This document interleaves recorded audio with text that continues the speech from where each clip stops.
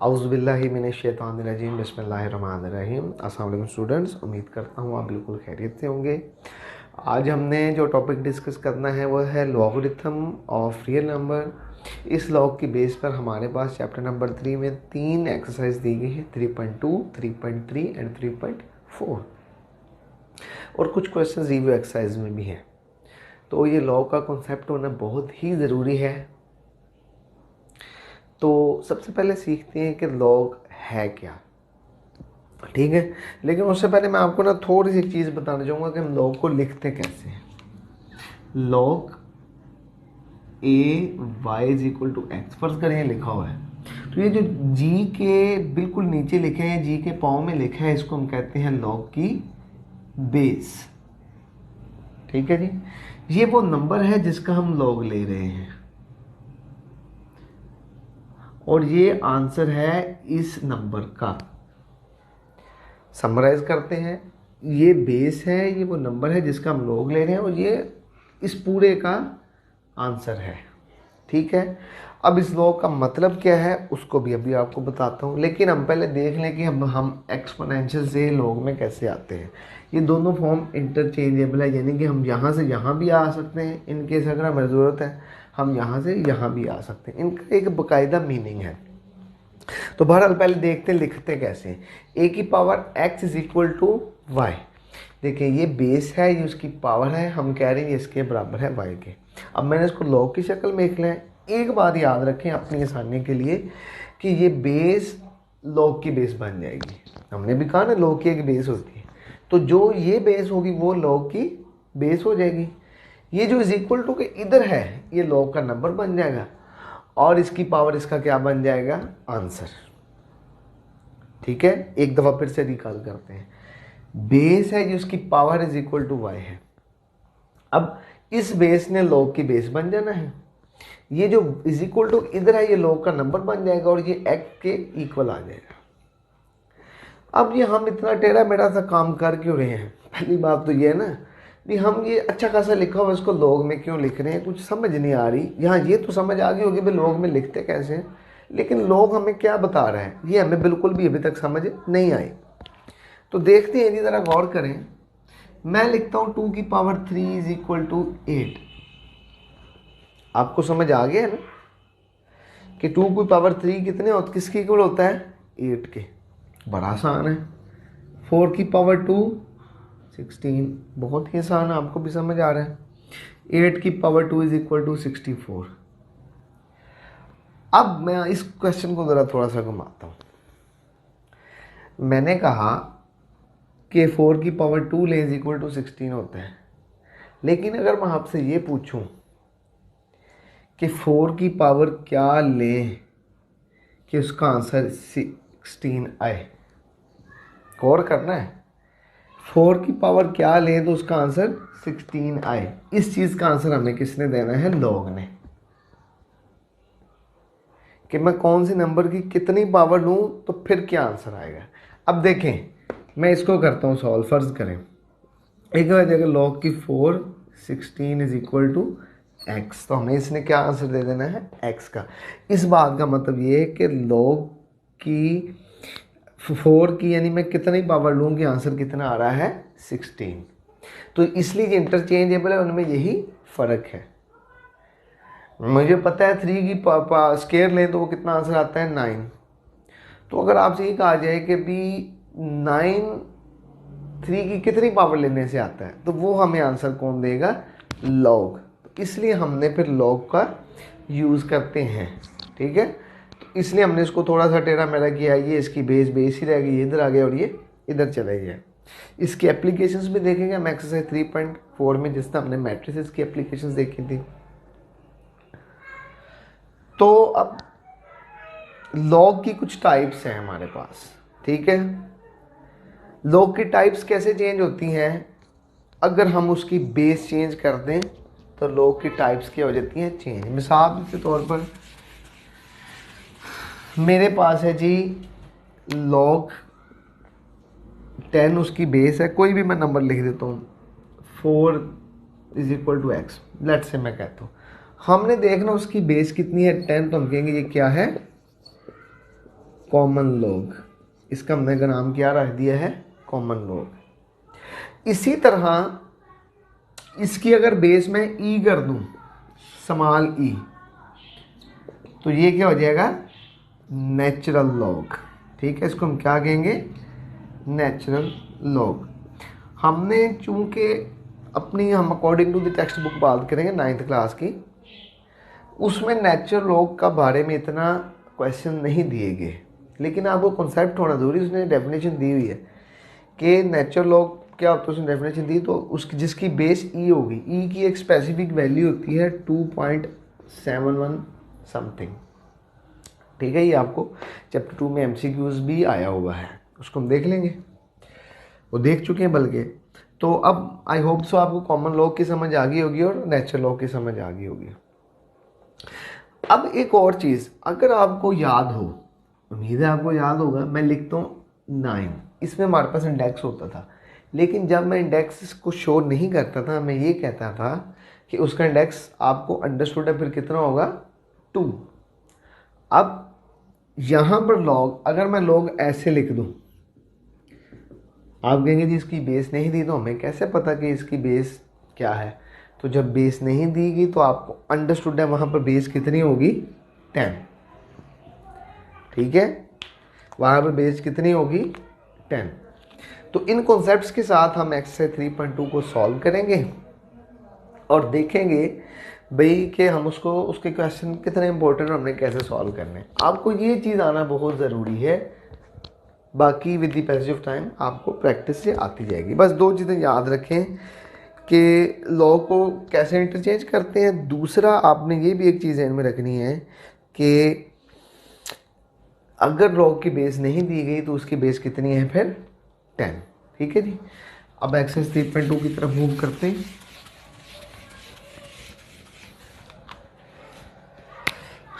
जी, exercise 3.2, सबसे पहले हमारे पास क्वेश्चन नंबर आ रहा है जी हमारे पास क्वेश्चन नंबर आ रहा है जी 4। बहुत आसान और इम्पोर्टेंट क्वेश्चन है जो मैं लिख रहा हूँ। 4, 5, 6 नोट कर लें अपने बुक के ऊपर। 4, 5, 6 क्वेश्चन नंबर बहुत ज़्यादा इंपॉर्टेंट है एज अ शॉर्ट में अक्सर आता है। तो आपके पास फर्स्ट पार्ट क्या है, log 3 81 is equal to L। अब आपने यहाँ पर, मैं एक दफ़ा लिख दूँ वो आपको आसानी हो जाएगी। log A y is equal to x, इसको हम इंटरचेंज कैसे कर रहे हैं। ठीक है, अब उसने कहा जी L फाइंड आउट करें। अब आपने देखें इस पे फोकस करना है। अब इसको मैं कैलकुलेटर से या किसी और चीज़ से सॉल्व नहीं कर सकता, तो मैं क्या करूँगा, मैं अपना इसको एक्सपोनेंशियल फॉर्म में वापस ले जाता हूँ, शायद मेरा उससे आंसर सॉल्व हो जाए। तो देखें जी क्या करते हैं हम, इसमें क्या करते थे, बेस को बेस रह देते थे, इसका मतलब इसकी बेस कितनी होगी, 3। ये चीज़ इधर आ जाती थी और ये इधर चल जाती थी, तो उसी तरह हम बैक कर देंगे। ये वाली चीज़ इसकी पावर बन जाएगी, ये पावर थी ना इसकी, असल पावर इज इक्वल टू के आगे थी ना, तो ये पावर बन जाएगी और ये इज इक्वल टू 81 आ जाएगा। अब क्या करेंगे जी, 3 की पावर L है, इसको भी 3 की फॉर्म में ले आएंगे। 3 की फॉर्म में क्या मतलब, हम इसकी फैक्टराइजेशन कर देते हैं जी। देखिए क्या इसकी फैक्टराइजेशन आती है, अगर आपको ज़ुबान नहीं आती है आप डायरेक्ट लिख सकते हैं, वैसे भी ये चीज़ part of the rough work है। ठीक है, इसमें आप देखिए कितने 3 आ रहे हैं आपके पास, 4 3 आ रहे हैं आपके पास। ठीक है, तो आप 3 की पावर 4, आपको पता है जब बेस सेम है तो उनकी पावर भी सेम होगी, तो L इज इक्वल टू आपके पास क्या आ गया है, 4। ठीक है जी, तो ये आपके पास 4 का फर्स्ट का पार्ट का आंसर है। तो अब हम क्वेश्चन करते हैं, इसका कोई और पार्ट करते हैं ताकि आपको मज़ीद कोई प्रॉब्लम ना आए। चले 4 वाला करते हैं। 2 और 3 भी इसी तरह ही, बस आपको इंटरचेंज करना चाहिए, आना चाहिए लॉग से एक्सपोनेंशियल में और एक्सपोनेंशियल से लॉग में। अब 4 वाला करते हैं। देखेंगे 10 की power p is equal to 40। अब इसमें हमने अंडरस्टूड फाइंड आउट क्या करना है, जो अननोन है। अब अननोन p ही है, 10 का मुझे पता 10 होता है, 40 का मुझे पता 40 होता है, अननोन क्या है p। अभी ऑलरेडी एक्सपोनेंशियल फॉर्म में, तो क्या करें हम, मेरे क्वेश्चन नंबर 4 को कैसे सॉल्व करना है। तो अब क्या करेंगे जी, इसको हम बैक ले जाते हैं जी अपने लॉग की फॉर्म में, क्योंकि एक्सपोनेंशियल फॉर्म में इसका आंसर नहीं हमें आ रहा। अगर आप कहें जी मैं इसकी फैक्टराइजेशन कर लेता हूँ तो वो मज़ीद उलझता जाएगा, क्वेश्चन कॉम्प्लेक्स होता जाएगा। सिंपल क्या करते हैं जी, लॉग 10, बेस ने बेस रहना है, उधर फोकस करें, देखें 40 इज इक्वल टू पी।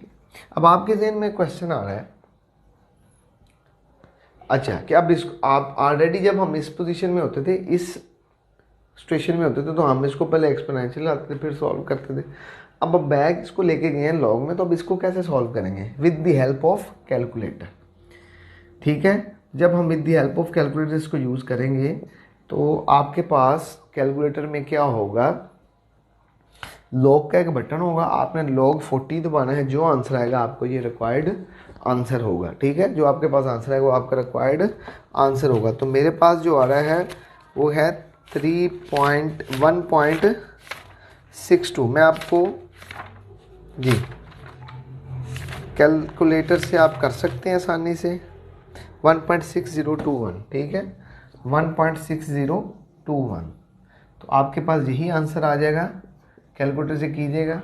अब आपके जहन में एक और बात आ रही है, वो मेरे भी आ रही है, कि इसको जब हमने लॉग में किया तो हमने इसको कैलकुलेटर से सॉल्व कर लिया, लेकिन जब आप यहाँ पर थे आपने हमें कैलकुलेटर के बजाय पहले उसको एक्सपोनेंशियल में लाए फिर सॉल्व किया।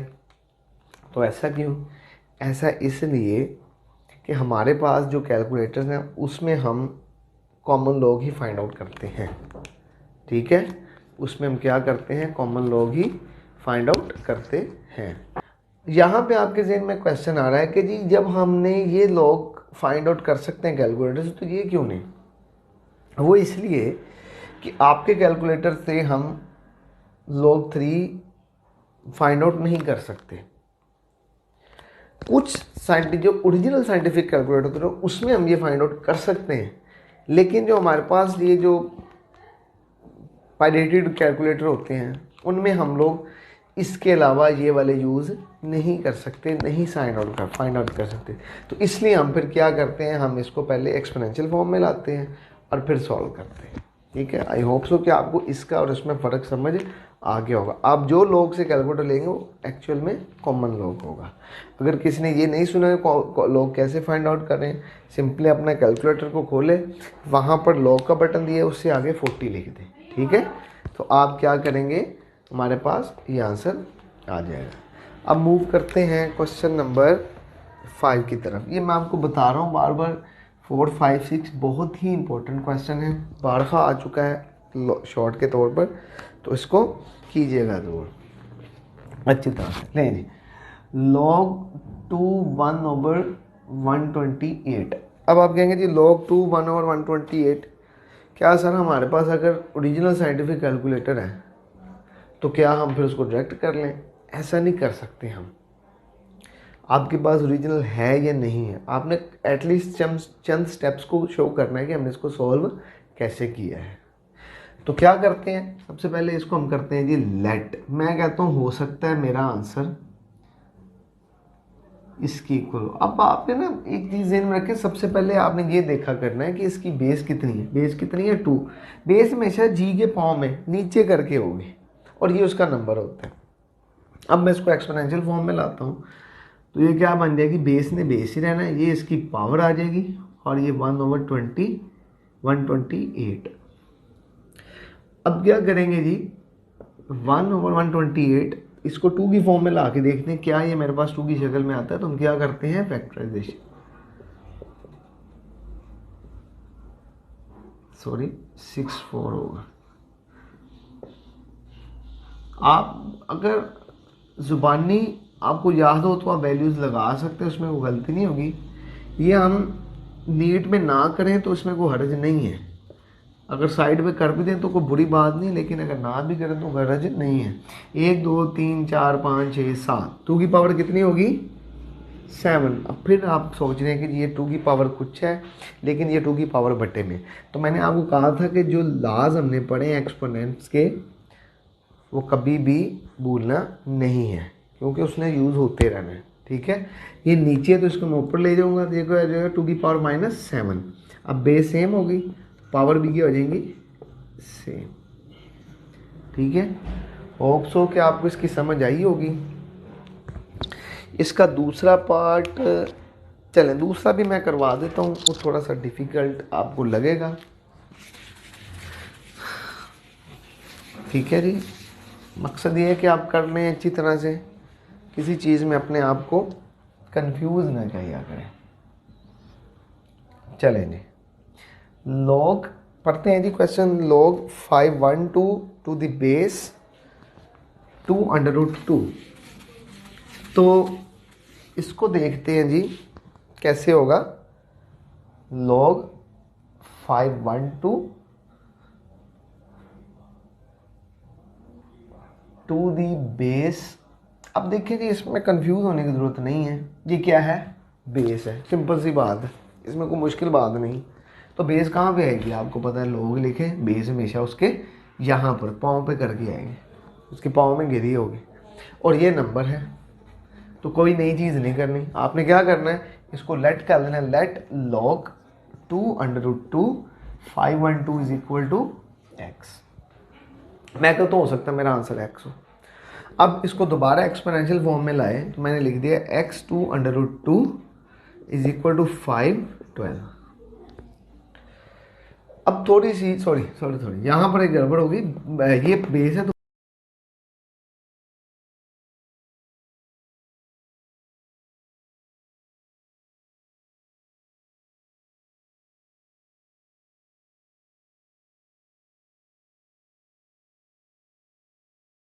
तो मैंने कहा ना थोड़े से पावर लॉज आपको एक्सपोनेंट के लॉज आने जरूरी हैं।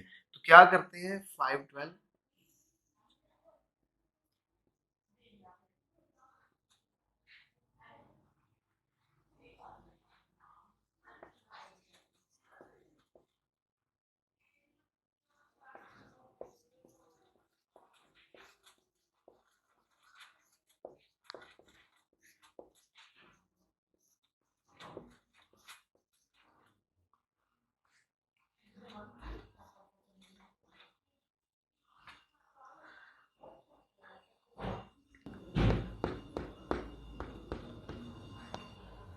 चलें जी, यहाँ तक हमने सीख लिया 2√2 की power 1/2 into x.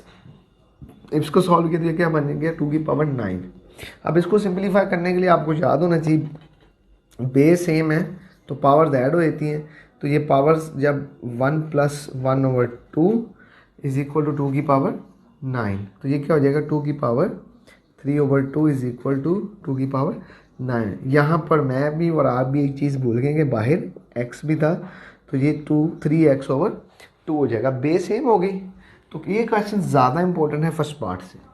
Base same हो गई तो पावर भी सेम हो गई, ये तो डिवाइड उधर जाके मल्टीप्लाई, ये मल्टीप्लाई उधर जाके डिवाइड। तो क्या करेंगे जी 3 1 3 3, तो x कितना आ गया आपके पास 6, ठीक है जी। This is your required answer. तो आपने इस चीज़ को मद्देनज़र रखना है कि हमने इसको कैसे सॉल्व करना है। ये एक्सचेंज आना बहुत ज़रूरी है, मैं फिर बार बार कह रहा हूँ, इसके बगैर आपके ये 3.2 या आगे लॉग के क्वेश्चन करने में आपको प्रॉब्लम होगी।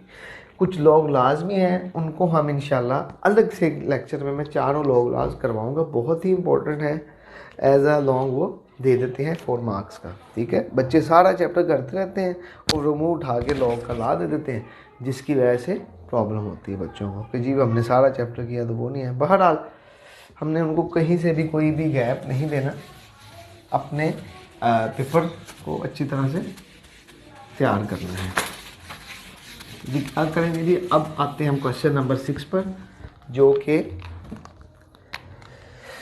इंतहा इम्पोर्टेंट है। log 2x is equal to 5। अच्छा जी, क्वेश्चन क्या है, find the value of x from the following statement. अब हमने क्या निकालना है इसमें से x, हम हैं इसी चीज़ में है जी, एक्सचेंज एक्सपोनेंशियल से लॉग में और लॉग से एक्सपोनेंशियल में, ठीक है। इन्हीं के अंदर रहकर हमने अपने आंसर निकालने और आएंगे। ठीक है जी, हमने x फाइंड आउट करना है तो मैं इसको सिंपली क्या करता हूँ, एक्सपोनेंशियल फॉर्म में लाता हूँ। बेस ने बेस रहना, ये इसकी पावर बन गई और ये किसकी के बाद आ गया, x की। ठीक है, अब इसमें क्या मुश्किल है, x इज इक्वल टू की पावर 5 आप कैलकुलेटर से फाइंड आउट कर सकते हैं। क्या बन जाएगा, x इज इक्वल टू 2 की पावर 5, हमारे पास 64 आंसर आ जाएगा। आपको वैसे तो ये जुबान नहीं आने चाहिए, अगर ना भी आते हो तो आप कैलकुलेटर से कर सकते हैं। ठीक है, तो इस चीज़ को आपने जहन में रखना है। अब हम मूव करते हैं जी, इसका कौन सा पार्ट करें, आपको 3 करवा देते हैं, जिनको थोड़ा मुश्किल लग रहा है तो आपने कंफ्यूज नहीं होना कतन इन चीज़ों में जी। log 64 8 is equal to x over 2। जो ही फ्रैक्शन है बच्चा कंफ्यूज होना शुरू हो जाता है, यार ये बड़ा मुश्किल है। बहरहाल इसमें कुछ भी नहीं है ऐसा। अब सिंपली इसको क्या करेंगे, ये देखें जी 64 बेस है, इसकी पावर कितनी होगी, x over 2 is equal to 8। आपको इन चीज़ों से कोई लेना देना नहीं, ओवर में है या नहीं है कि जी इसका हम क्या करेंगे, ये सारा जाएगा नहीं जाएगा, आपको सिर्फ आपने बेसिक कॉन्सेप्ट अपने रहना है। ठीक है, तो क्या करेंगे जी, अब हम जी 64 क्या होता है जी, हमारे पास किसका स्केयर होता है, 8 का स्केयर, और ये क्या है x over 2 is equal to 8। अब कुछ पावर नहीं तो इसका मतलब 1 है। तो हमने एक्सपोनेंशियल लॉस में पढ़ा था, पावर की पावर लें तो आपस में मल्टीप्लाई होते हैं, यानी कट के, तो 8 की power x is equal to 8 की 1, तो x इज इक्वल टू आपके पास क्या आ जाएगा, 1। तो आप गौर कर रहे हैं कि मुश्किल लिखने वाला क्वेश्चन का सिर्फ 3 स्टेप में आंसर हमारे पास आ गया है। तो ये स्टेप अगर आप ये क्वेश्चन आप सिखा जाएंगे भी आप 2 नंबर के लिए गिने, तो बच्चों आपको कुछ प्रॉब्लम नहीं होनी चाहिए। कितना आसान क्वेश्चन है, सिर्फ 2, इतना सा सवाल 2 मार्क्स के लिए। इसी तरह लॉन्ग क्वेश्चन होते हैं, उनमें सिर्फ कॉन्सेप्ट की जरूरत होती है, क्वेश्चन में कोई इतनी वो नहीं होता कि जी हमसे सॉल्व नहीं हो सकता। ठीक है, इसको अच्छी तरह से करें। अब इसका लास्ट पार्ट चले 4 में करवाता हूँ, 4 भी इम्पोर्टेंट है और मतलब आपको करना चाहिए वो जरूर प्रैक्टिस। उम्मीद है कि जी आपने नोट्स भी बनाए होंगे, नोट्स बड़े जरूरी होते हैं मैथ के लिए। एट द एंड जब आप पेपर में पहुंचते हैं, यानी पेपर से लास्ट डे में 1-2 छुट्टी होती है, तो उसमें हम सारी बुक दोबारा से नहीं कर सकते, हम फिर वहां से गो थ्रू करते हैं। चलें जी, x फाइंड आउट करना है, x की पावर 2 इज इक्वल टू 64। ठीक है जी, तो x की पावर 2 है, हम क्या करते हैं जी कि इसका चले स्क्वायर रूट ले लेते हैं, स्क्वायर रूट ले लेते हैं जी, क्या आ जाएगा, x इज इक्वल टू 8। ठीक है, x इज इक्वल टू क्या है आपके पास 8, तो आंसर क्या आ गया, x इज इक्वल टू 8। तो यूं आज का हमारा लेक्चर कंप्लीट होता है। इस उम्मीद के साथ कि आपको समझ आई होगी।